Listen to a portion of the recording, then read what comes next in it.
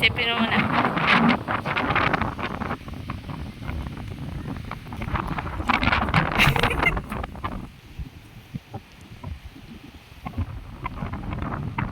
Isla.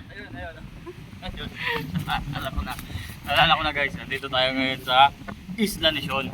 Oo, so napakatagal ko na kasi ito nakikita sa Facebook, no? Tapos ngayon ko lang napuntahan kasi ngayon lang ako nagkaroon ng time.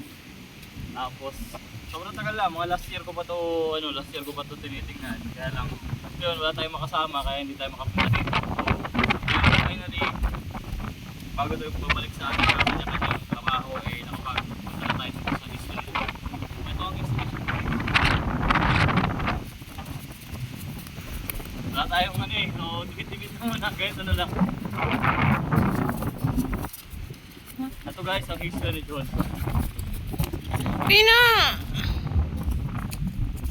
Ayun, so kung mapapansin nyo dito sa banda dito, yun, ano daw yun, ng Torres Island.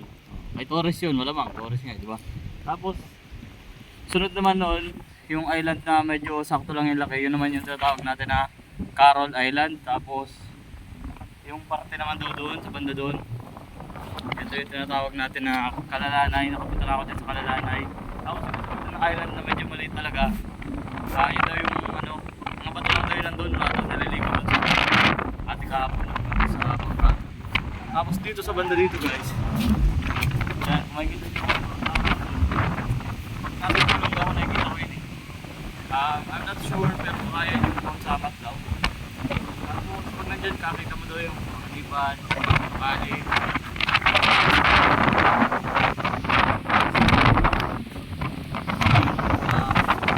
Medyo niknik nga lang din. Tapos medyo solo namin tong beach. Apat lang kami ngayon dito. Walang masyadong guest kasi sumaya pa naman kahapon. Sadyang tigas na lang yung ulo namin. Pupunta kami dito kahit na medyo masama ng panahon. So sa lahat ng punta na dito guys, dito tayo isang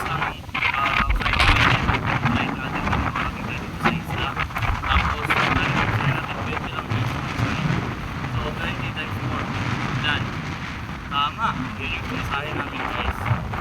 Sa lahat ng nagpabalak pumunta, punta na kayo dito sa Isla Luzon kasi madali lang makakalimutan natin kasi low tide. Antayin natin na para hindi tayo mahirapan